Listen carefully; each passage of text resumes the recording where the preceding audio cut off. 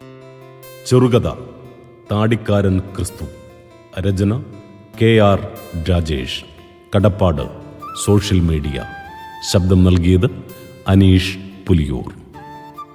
തലേ ദിവസം രാത്രി താടിക്കാരനെ അങ്ങാടിയിലിട്ട് ആരോ വെട്ടിയ വാർത്ത കേട്ടുകൊണ്ടാണ് ആ ഗ്രാമം അന്ന് ഉറക്കമുണർന്നത്.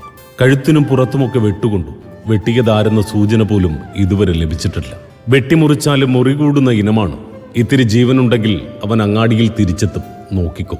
മെഡിക്കൽ കോളേജിലെ തീവ്രപരിചരണ വിഭാഗത്തിൽ അഡ്മിറ്റ് ചെയ്തിരിക്കുന്ന ജോസഫ് രാജ് ക്രിസ്തുരാജ് എന്ന താടിക്കാരന് വെട്ടേറ്റതിനെക്കുറിച്ചും അദ്ദേഹത്തിന്റെ ആരോഗ്യനിലയെക്കുറിച്ചുമുള്ള ചർച്ചകൾ പൊടിപ്പും തൊങ്ങലിന്റെയും അകമ്പടിയോടെ നാട്ടിലെമ്പാടും യഥേഷ്ടം നടന്നു. ഇന്നലെ രാത്രി ഏകദേശം 9:30 മണിയോടെ ഞാൻ ക്രിസ്തുവിനെ വിളിച്ചിരുന്നു. ജോസഫ് രാജ് ക്രിസ്തുരാജ് എന്നതിന്റെ ചുരുക്കമായി ക്രിസ്തു എന്നാണ് ശിവസുധൻ താടിക്കാരനെ വിളിക്കാറുള്ളത്. വെളുപ്പിന് 2 ലോഡ് ചകിരി വേലഞ്ചിറക്കി കയറ്റിവിടുന്ന കാര്യം സംസാരിക്കാനായിട്ടായിരുന്നു വിളിച്ചത്. പക്ഷേ അവന്റെ വാക്കുകളിൽ നിന്ന് തന്നെ ശരീരത്തിലെ ആൽക്കഹോളിന്റെ അളവ് മനസ്സിലാക്കിയതോടെ ഞാൻ ഫോൺ കട്ട് ചെയ്തു. മെഡിക്കൽ കോളേജ് വരാന്തയിൽ മെമ്പർ ബാലകൃഷ്ണനോടും 1-2 പോലീസുകാരോടുമായി ശിവസുധൻ താൻ അവസാനമായി താടിക്കാരനോട് സംസാരിച്ചതിനെക്കുറിച്ച് വിശദമാക്കി. വെള്ളമടിച്ചു കഴിഞ്ഞാൽ എന്തേലും ചെറിയ കശപശയൊക്കെ ചിലരോടൊക്കെ ഉണ്ടാക്കിയിട്ടുണ്ടെന്നല്ലാതെ ഇങ്ങനെ വെട്ടിനുറുക്കാൻ തക്ക വൈരാഗ്യമൊന്നും അവനോട് ആർക്കും എന്റെ അറിവിലില്ല. താടിക്കാരന് ശത്രുക്കൾ ആരേലും ഉണ്ടോ എന്ന പോലീസുകാരുടെ ചോദ്യത്തിനുള്ള ശിവസുധന്റെ മറുപടി കേട്ടപ്പോൾ സത്യത്തിൽ ഞെട്ടിയത് അടുത്തു നിന്നിരുന്ന പഞ്ചായത്ത് മെമ്പർ ബാലകൃഷ്ണനായിരുന്നു. അല്ല, പോലീസുകാർ എന്താ ഈ ശിവസുധനോട് മാത്രം ഇത്ര വിശദമായി കാര്യങ്ങൾ ചോദിച്ചത്? താടിക്കാരന്റെ ആരാണ് ഈ ശിവസുധൻ? കൊള്ളാം, നല്ല ചോദ്യം. പോളച്ചിറയിലെയും വെട്ടത്തുമുക്കിലെയും കള്ളുഷാപ്പുകൾ ലേലത്തിൽ പിടിച്ച് നടത്തുന്നത് ശിവസുധനാണ്. ഒപ്പം ചകിരിക്കച്ചവടവുമുണ്ട്. പലപ്പോഴും ശിവസുധന്റെ ലോറിയിലെ ഡ്രൈവറായി പോകുന്നത് താടിക്കാരനാണ്. സഹോദരങ്ങളുമായൊന്നും വലിയ കോളില്ലാത്തത് കൊണ്ട് താടിക്കാരന്റെ അനൗദ്യോഗിക രക്ഷകർത്താവ് എന്ന് വേണേൽ നമുക്ക് ശിവസുധനെ വിശേഷിപ്പിക്കാം. മലബാറി മാപ്പിളയുടെ ചായക്കടയുടെ തിണ്ണയിലെ മരബെഞ്ചിലിരുന്നു കൊണ്ട് റിട്ടയേർഡ് മലയാളം അധ്യാപകനായ പപ്പൻ മാഷ് താടിക്കാരനെ കുറിച്ചുള്ള വിവരമന്വേഷിച്ചെത്തിയ അപരിചിതന് മുന്നിൽ വാചാലമായി തുടങ്ങി. അല്ല, ആരാണ്?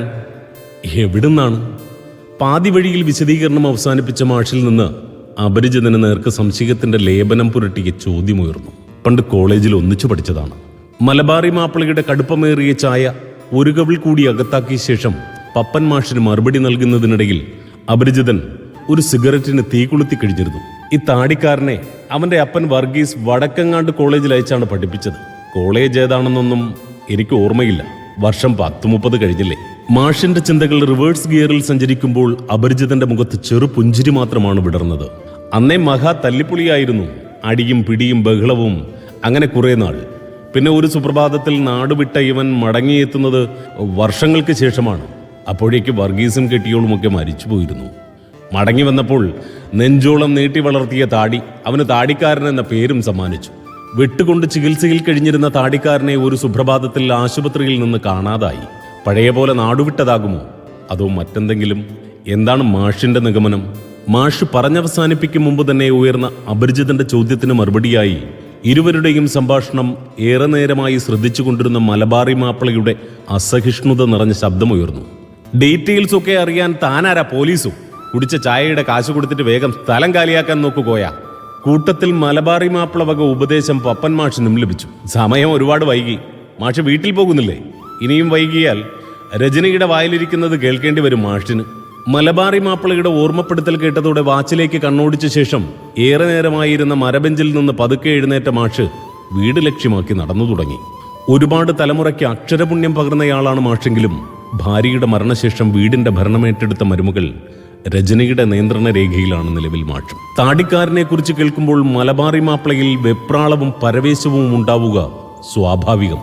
ചായയുടെ പൈസ കൊടുക്കുന്നതിനിടയിൽ ചെറുചിരിയുടെ അകമ്പടിയോടെയുള്ള അപരിചിതന്റെ വാക്കുകൾ മലബാറി മാപ്പിളയുടെ അങ്കലാപ്പ് വർദ്ധിപ്പിച്ചു. താനാരാണ്? തനിക്ക് എന്നെ എങ്ങനെ അറിയാം? എന്താണ് തന്റെ ഉദ്ദേശം? ഒറ്റ ശ്വാസത്തിൽ ഒരുപാട് ചോദ്യങ്ങൾ മലബാറി മാപ്പിളയിൽ നിന്നും അപരിചിതന് നേർക്ക് ഉയർന്നെങ്കിലും വെപ്രാളം പിടിക്കാതെ മാപ്പിളെ, ഞാൻ വരാം എന്ന മറുപടി നൽകി അപരിചിതൻ പപ്പൻ മാഷിന് പിന്നാലെ നടന്നു. പക്ഷേ 1-2 കാര്യങ്ങൾ കൂടി അറിയാനുണ്ട്. ഈ മലബാറി മാപ്പിള ആളെങ്ങനെ? പിന്നാലെ എത്തി പപ്പൻ മാഷിനോടായി അപരിചിതന്റെ ചോദ്യം വീണ്ടും. ആ സാധുവിനെ കുറിച്ച് എന്തു പറയാനാണ്? ഏറെ നാളത്തെ കാത്തിരിപ്പിനൊടുവിലുണ്ടായ ഏക മോളല്ലേ കഴിഞ്ഞ വർഷം ഫാനിൽ കെട്ടിത്തൂങ്ങിച്ചത്തത്. അതിൻ്റെ സങ്കടം ഈ ജന്മത്ത് മാറുമോ? ആ കൊച്ചു കോളേജിൽ പഠിക്കുകയായിരുന്നു. ശിവസുധന്റെ മകൻ ശരത്തുമായി പ്രേമമായിരുന്നു എന്നൊക്കെ കേട്ടു. എന്തായാലും തൂങ്ങിച്ചാകുമ്പോൾ പെണ്ണ് ഗർഭിണിയായിരുന്നു. കാര്യം കഴിഞ്ഞപ്പോൾ അവൻ കൈമലർത്തി കാണും. എന്നിട്ട് ഈ ശരത്തിപ്പോൾ എവിടെയാണ്? അത് പറയാതിരിക്കുന്നതാണ് ഭേദം. നടത്തം നിർത്തി പാതയോരത്തെ കാത്തിരിപ്പ് കേന്ദ്രത്തിന്റെ തണലിലേക്ക് കയറി നിന്ന് പപ്പന്മാഷ് വീണ്ടും വാചാലമായി. ആ പെണ്ണ് തൂങ്ങിച്ചത്തതോടെ മറ്റവൻ ഉണർന്നു നാട്ടിലാകെ. ആര്? വർഗീയത. ഉമ്മാച്ചി പെണ്ണിന്റെ മരണത്തിന് കാരണക്കാരനായ ചൊവ്വച്ചക്കനെ പണിയുമെന്ന് ചില തീവ്ര സ്വഭാവമുള്ളവർ പരസ്യമായി പ്രഖ്യാപിച്ചു. അവന്റെ രോമത്തിൽ ഒരുത്തനും തൊടില്ല എന്ന് താടിക്കാരനെ പോലുള്ളവരും. എന്തായാലും സ്വന്തം മോന്റെ ജീവനിൽ ആശങ്കയുള്ള ശിവസുധൻ അവനെ വടക്കോട്ടെങ്ങോ മാറ്റി. എന്തൊക്കെ പറഞ്ഞാലും അവസാനം ദാണ്ടെ കഴിഞ്ഞയാഴ്ച മംഗലാപുരത്ത് വെച്ച് ആ ചെക്കൻ ബൈക്ക് ആക്സിഡന്റിൽ മരിച്ചു. ഇനി മറ്റേ ടീം തീർത്തതാണോ എന്ന് ആർക്കറിയാം. അപ്പോൾ താടിക്കാരനെ വെട്ടിയതാരാണ്? അതും ഈ തീവ്ര സ്വഭാവമുള്ള സംഘടനക്കാർ തന്നെയാകാനാണ് സാധ്യത. പിന്നെയും കുറച്ചു നേരം കൂടി ഇരുവരും സംസാരം തുടർന്ന ശേഷം മാഷ് വീട്ടിലേക്കും അപരിചിതൻ തിരികെ മലബാറി മാപ്പിളയുടെ കടയിലേക്കും നീങ്ങി. എന്തിനാണ് താടിക്കാരനെ വെട്ടിയത്? വിജനമായ കടയിൽ ചിന്തകളിൽ മുഴുകിയിരുന്ന മാപ്പിളയെ ഉണർത്തിയത് അപരിചിതന്റെ കടന്നുവരവായിരുന്നു. അപ്രതീക്ഷിത ചോദ്യം പകർന്ന അങ്കലാപ്പ് മാപ്പിളയുടെ മുഖത്ത് പ്രകടമായിരുന്നു. അല്പനേരത്തെ മൗനത്തിന് ശേഷം ഒരു മറുചോദ്യമാണ് മാപ്പിളയിൽ നിന്ന് ഉയർന്നത്. താനാരാണ്? എന്താണ് ഉദ്ദേശം? പറഞ്ഞല്ലോ, താടിക്കാരന്റെ കൂട്ടുകാരനാണ് ഞാൻ. മംഗലാപുരത്ത് ചെറിയ രീതിയിൽ ഒരു കൺസ്ട്രക്ഷൻ കമ്പനി നടത്തിപ്പോയിരുന്നു. നേരത്തെ നാട് വിട്ടു വന്നപ്പോഴും താടിക്കാരൻ എൻ്റെ കൂടെയായിരുന്നു. ഇപ്പോഴും ആശുപത്രിയിൽ നിന്ന് മുങ്ങി നേരെ വന്നത് അങ്ങോട്ട് തന്നെയാണ്. അപരിചിതന്റെ വാക്കുകൾ കേട്ടപ്പോൾ മാപ്പിളയുടെ ഹൃദയമിടിപ്പിന്റെ താളമുയർന്നു. പൊന്നുപോലെ വളർത്തിയ പൊന്നുമോൾ വയറും വീർപ്പിച്ച് ഫാനിൽ കെട്ടിത്തൂങ്ങിക്കിടക്കുന്ന കാഴ്ച ആര് സഹിക്കും മോനെ? അതിന് കാരണക്കാരനായവൻ കൺമുന്നിലൂടെ വിലസുമ്പോൾ ഒന്നും ചെയ്യാൻ കഴിയാതെ പോകുന്ന ഒരു അച്ഛന്റെ ദുരവസ്ഥ ഓർത്തു നോക്കുക. അപ്പോൾ ഏതോ സംഘടനക്കാർ ഇതിന് പ്രതികാരം ചെയ്യുമെന്ന് പറഞ്ഞു നടന്നതോ? അപരിചിതന്റെ ചോദ്യത്തിന് പുച്ഛം നിറഞ്ഞ ചിരിയായിരുന്നു മാപ്പിളയുടെ ആദ്യ മറുപടി. അവരൊക്കെ ഒരു വിഷയമുണ്ടായാൽ അതിൽ നിന്ന് എങ്ങനെ മുതലെടുപ്പ് നടത്താമെന്ന് കണക്കുകൂട്ടി നടക്കുന്നവന്മാരല്ലേ? അതിനുവേണ്ടി മതത്തിനെ ഉപയോഗിക്കുന്നു, അത്ര തന്നെ. അവരുടെ ഇടപെടൽ എനിക്ക് ഗുണത്തേക്കാൾ ദോഷം മാത്രമേ ഉണ്ടാക്കിയിട്ടുള്ളൂ. എന്തിന് താടിക്കാരനെ വെട്ടിയെന്ന എന്റെ ചോദ്യത്തിന് മാത്രം മാപ്പിള ഇതുവരെ മറുപടി തന്നില്ല. അപരിചിതൻ വീണ്ടും താടിക്കാരനിലേക്ക് വിഷയത്തെ കൊണ്ടുവന്നു. ഈ വിഷയമുണ്ടായ ശേഷം എൻ്റെ മകളുടെ മരണത്തിന് കാരണക്കാരനായ ശിവസുധന്റെ മകനെ തള്ളക്കോഴി കുഞ്ഞുങ്ങളെ ചിറകിനടിയിൽ ഒളിപ്പിക്കുന്ന പോലെ സംരക്ഷിച്ചുകൊണ്ട് നടന്നത് ശിവസുധന്റെ കള്ളും കാശും വാങ്ങിക്കൊണ്ട് താടിക്കാരനായിരുന്നു. എൻ്റെ കുഞ്ഞു പോയതോടെ ജീവിക്കുന്നതിൻ്റെ അർത്ഥം തന്നെ നഷ്ടമായി ഞാൻ കാത്തിരുന്നത് മോളുടെ മരണത്തിന് കാരണക്കാരനായ ശരത്തിനെ ഇല്ലാതാക്കാൻ അവസരമുണ്ടാകുമെന്ന് പ്രതീക്ഷയോടെയായിരുന്നു. വർഷങ്ങൾക്ക് മുമ്പ് മഞ്ചേരിയിലെ കൃഷ്ണപ്രിയ എന്ന പെൺകുട്ടിയുടെ മരണത്തിന് കാരണക്കാരനായ പ്രതിയെ വെടിവെച്ചു കൊന്ന ശേഷം ജയിലിൽ പോയ ശങ്കരൻ നായർ എന്ന അച്ഛനാണ് എൻ്റെ മുന്നിൽ അപ്പോൾ മാതൃകയായി കടന്നു വന്നത്. മാപ്പിളെ, ഇവനെ എന്തെങ്കിലും അങ്ങ് ചെയ്തു കളയാമെന്ന മോഹം ആർക്കേലും ഉണ്ടേൽ അതങ്ങ് മാറ്റിവെച്ചേക്കണം. ഒരുത്തനും ഇവന്റെ രോമത്തിൽ പോലും തൊടില്ല. ഈ താടിക്കാരനാണ് പറയുന്നത്.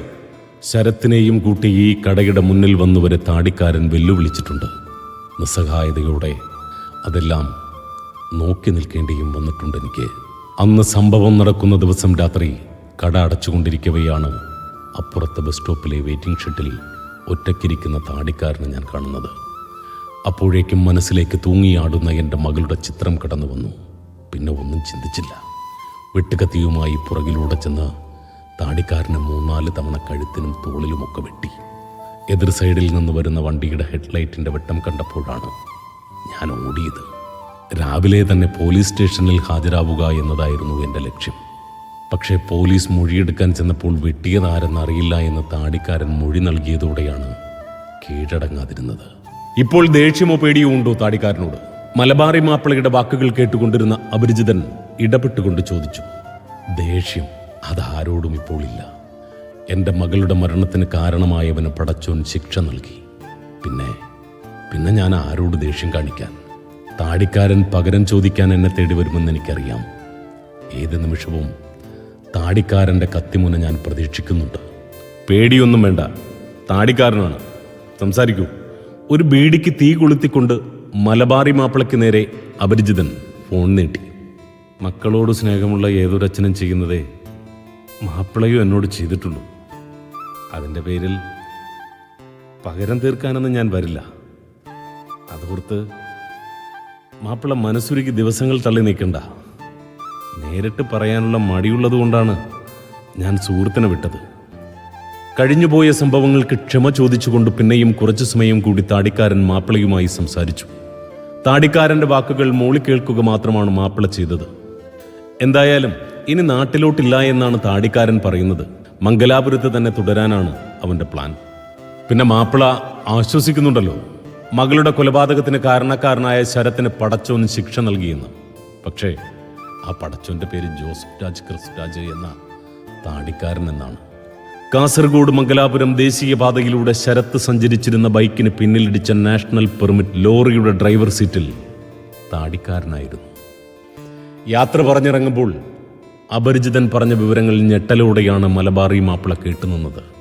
ശരത്ത് എന്ന 21-കാരൻ്റെ മരണത്തിൽ അനുശോചനം രേഖപ്പെടുത്തിക്കൊണ്ട് റോഡരികിൽ സ്ഥാപിച്ചിരുന്ന ഫ്ലക്സ് ബോർഡും മറികടന്ന് അപരിചിതൻ ബസ് സ്റ്റോപ്പിലേക്ക് നടന്നു നീങ്ങുന്നത് മലബാറി മാപ്പിള മിഴിച്ചിമാതെ നോക്കി നിന്നു.